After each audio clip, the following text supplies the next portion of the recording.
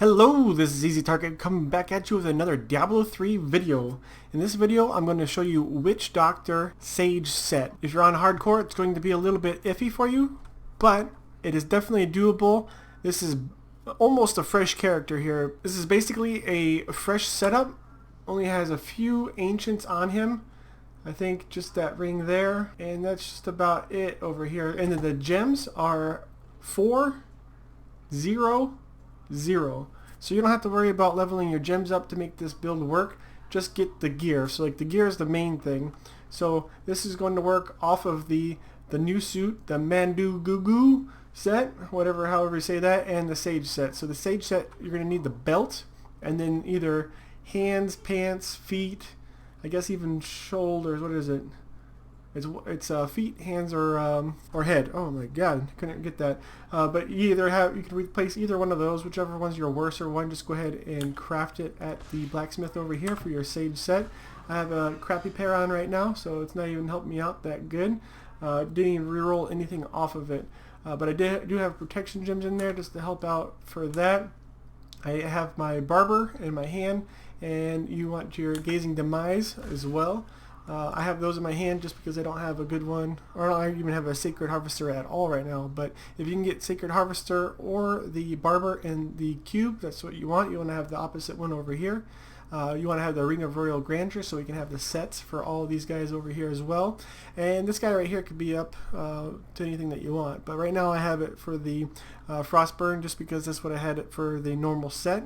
But if we come in here, you can have it anything that makes you survive a little bit better, increases your gems, pylons, whatever you need for survivability. So maybe the maybe this would be good for surviving. So I'm just going to pop that on for right now, and I'm going to go ahead and jump onto this rift to show you how good it is for doubling your Death Breath. So right now I have, oops, wrong section.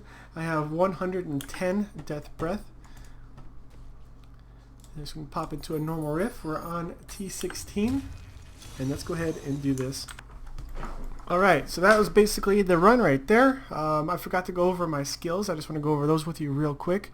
And one thing I just want to point out real quick, I do have the Convention of Elements just because I had a pretty decent one. I could re-roll it as well. But that's not the one that you want on there. You want to have the one that does Locust Swarm damage. I think it's 300%.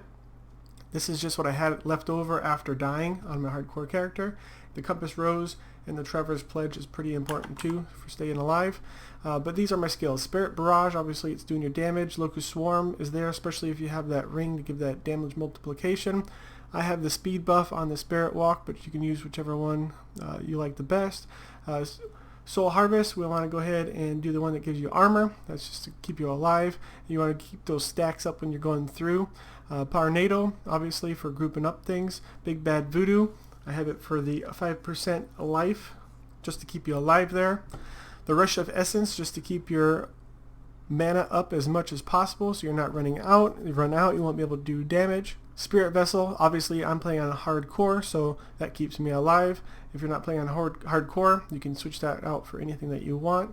Grave Injustice, just to get the cooldowns on some of my things just a little bit quicker, especially Spirit Walk, so I can get in and out of things and constantly be Spirit Walking around. And I got Swampland Attunement, so I got that for going in the middle of mobs and destroying them.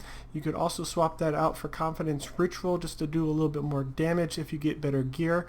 I have a little bit... my gear is not the greatest right now, so that's why I have Swampland Attunement on there. But you can swap it out for a lot of things. Gruesome Feast would be a decent one too, so collecting those orbs increases your intelligence and your maximum mana, so that would be pretty decent as well. But you can play around with that one. But I just wanted to show that you can have pretty crappy gear and you can get through a T16 rift with a Sage build nonetheless, and get through there and get those Death Breaths. But just to show you those Death Breaths that I got, I don't know why I like clicking that one, but on that run I got only about 80. But normally whenever I go through there, depending on the amount of the elites obviously that you get, I get around 100 every time I run through there, and that is great for whenever you want to roll your items. What you can do is go over to Kadala, roll the item that you want. Let's just say I want a neck, come over here. This may not be the most efficient way to do it, but you just do upgrade from rare, throw that sucker in there, boom, use your death breaths, and try to get the legendary that you want. But other than that, if you have any questions or concerns with this build, just let me know in the comment section below. Please give me a thumbs up if the video helped you out at all. But other than that, this is Eazy, and I'm out.